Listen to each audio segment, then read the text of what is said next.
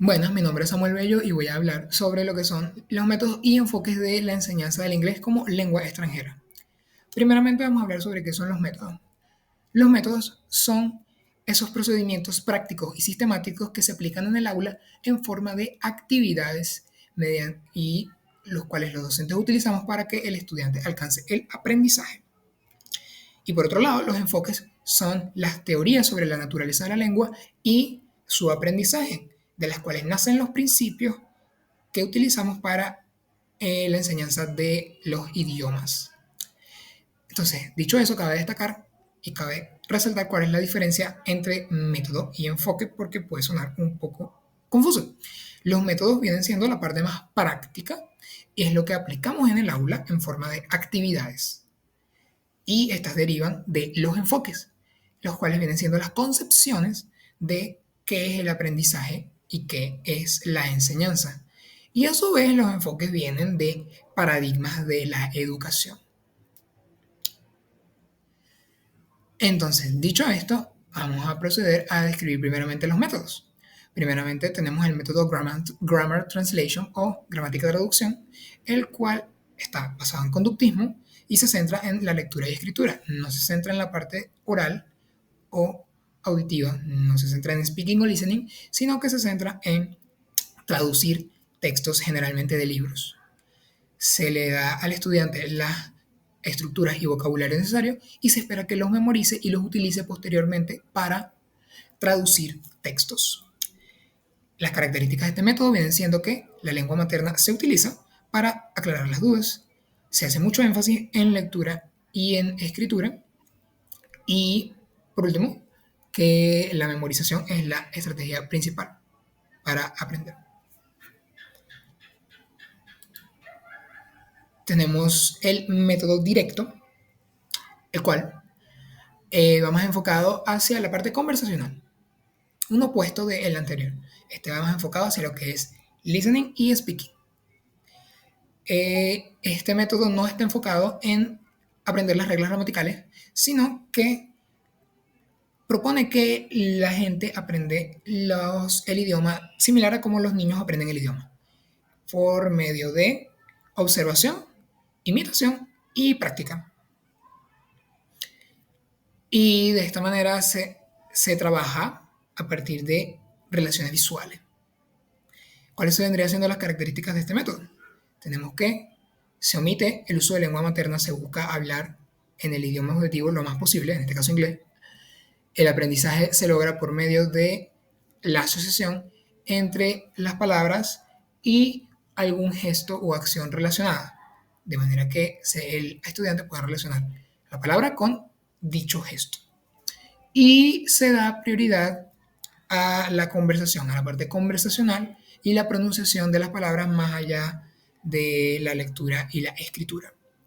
Se busca que el estudiante hable y escuche más allá de que lea y escriba. Tenemos el método audiolingual, el cual está enfocado en la repetición y práctica intensiva del vocabulario o las estructuras gramaticales. Es decir, si yo estoy estudiando, si yo estoy dando como contenido el going to, voy a dar el going to en distintos ejemplos. I am going to the bank. I am going to the park. Así para que el estudiante logre comprender el contexto tras dicho vocabulario o dicha estructura. Y se formen los hábitos, se consoliden los hábitos de la lengua objetiva. Las características de este método vienen siendo que se hace corrección inmediata de los errores, no se dejan pasar los errores. Se hace uso muy amplio y muy intensivo de grabaciones, videos y cualquier material auditivo o audiovisual. Y se enfoca en la comprensión auditiva y posteriormente su puesta en práctica mediante producción oral. Tenemos la manera silenciosa o the silent way, en el cual el docente pasa a tomar un papel más pasivo y se enfoca en el estudiante. Aquí se incentiva, debido a que el docente reduce mucho su participación, se incita a que el estudiante hable por su cuenta, descubriendo así el idioma por su propia cuenta. Y debido a que el docente limita su participación, lo que se busca es que el estudiante refuerce mediante elementos visuales. Las características de este método vienen siendo la minimización de la participación del docente. El docente participa lo menor posible. Se hace uso de elementos visuales, ya que el docente no va a explicar directamente, ya sean como imágenes, tablas, tal vez varillas de colores, etcétera. Y se prioriza el descubrimiento por encima de la memorización. Es decir, se propone que el estudiante, ya que tiene la sensación de que aprendió algo nuevo, lo va a consolidar mejor que memorizándolo mediante repetición. Tenemos la desubistopedia, que es el método que propone que los refuerzos negativos que hay en el aula es lo que impiden al estudiante llegar a un aprendizaje o a una consolidación de lo que aprende. Por ello, se busca remover estas barreras psicológicas haciendo del aula un ambiente más relajado y más estéticamente agradable. Se utilizan muebles, decoraciones, se hace uso de música, generalmente música barroca en los inicios de este método, y se busca que el estudiante se deshaga de su incomodidad y se relaje. Y se propone que de esa manera el estudiante podrá aprender con mayor facilidad. El docente ya no está jugando un papel tanto de autoridad, sigue siendo, digamos, el que manda en el aula, pero ya no juega un papel de autoridad absoluta.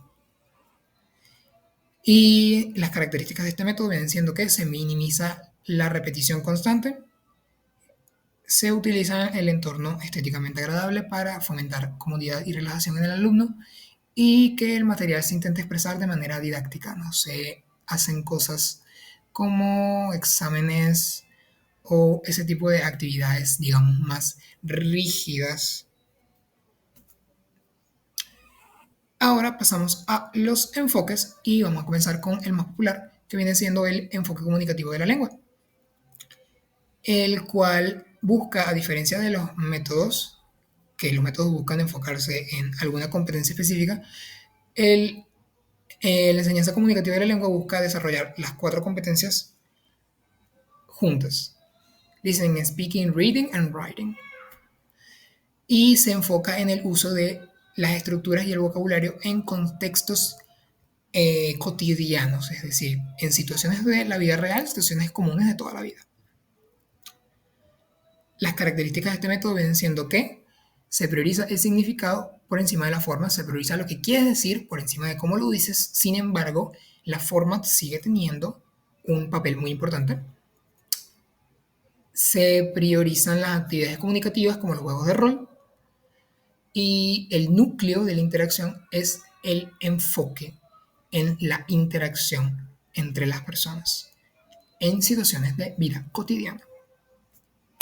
Tenemos el Total Physical Response o la respuesta física total, el cual es un método particularmente popular para los niños, en el cual se busca que el estudiante asocie el movimiento con el vocabulario o la gramática que se intenta aprender. Por ejemplo, si yo quiero que los estudiantes aprendan colores, les digo, señálenme algo de color red, y ellos me señalarán algo de color rojo. Así van a asociar la actividad de señalar ese objeto con el color que tiene. En este enfoque, sus características vienen siendo que se aprovecha de la coordinación entre el lenguaje y movimiento, entre lo que se dice y lo que se hace mientras se dice, para así consolidar. Al inicio los estudiantes simplemente siguen las órdenes o los comandos del profesor. No se espera que lo aprendan al inicio, sino que se espera que formen parte de ello después de que el docente vea que ya asimilaron la gramática que están viendo. Y por último, que se busca la asociación entre lengua y movimiento. Y por último, tenemos el aprendizaje comunitario de lenguas, en el cual el docente nuevamente, como en partes anteriores, juega un papel más pasivo y se une a los estudiantes en grupo como si fuesen una especie de grupo de apoyo para que se ayuden entre ellos. No se busca el aprendizaje individual, sino que se busca que a través de que todos interactúan, que alcancen el aprendizaje como colectivo, ya que al trabajar como una comunidad reducen su ansiedad, facilitan su comunicación y así aprenden de manera más óptima. Las características de este método vienen siendo que el docente juega un papel de consejero, más que un rol, no tiene un rol tan activo en este caso. Los contenidos surgen de las necesidades que el grupo posea y que la cooperación entre los estudiantes es la clave. Y por último tenemos la instrucción basada en contenidos, en el cual se estudian los contenidos académicos como matemática, historia, física, pero en inglés. Es decir, que se aprenden simultáneamente dos contenidos, el que se está estudiando y el inglés con el que se está hablando dicho contenido. De esta manera pasamos a las características, que viene siendo la más importante, que el inglés ya no es el objetivo, sino el método o la herramienta, es como el medio para aprender ese otro contenido. Voy a aprender biología a través de que me la enseñen en inglés. Se fomenta la comunicación de los temas para reforzar los vocabularios y como se trabajan dos contenidos, se busca entonces que se promuevan más destrezas mentales porque el cerebro está ocupado pues aprendiendo estos dos contenidos simultáneamente y esto se espera sea más provechoso para el cerebro al desarrollar varias destrezas. Esto estaría siendo todo. Muchas gracias.